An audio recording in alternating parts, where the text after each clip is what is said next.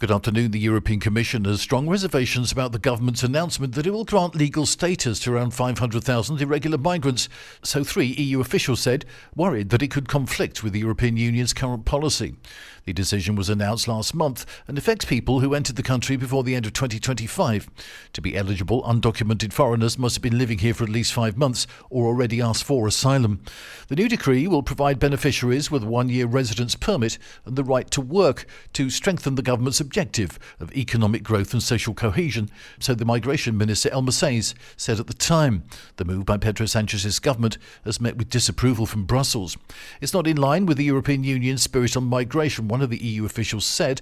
Another pointed out that a massive regularisation risks sending a different message compared to the one that the EU is currently communicating outside of Europe to deter irregular migration.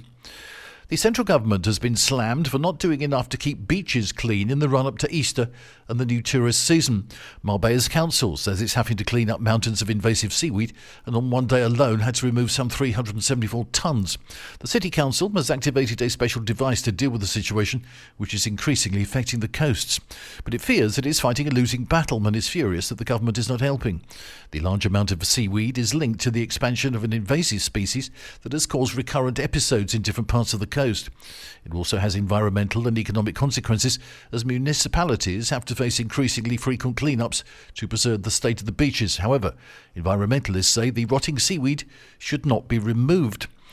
A 76-year-old British tourist has been rescued and airlifted to hospital after going missing for some 30 hours during a solo hike on Tenerife.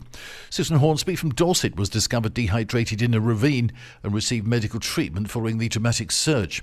She set off alone for a walk around 10 a.m. on Friday and became unwell during the outing and failed to return or respond to messages, raising concern among family members.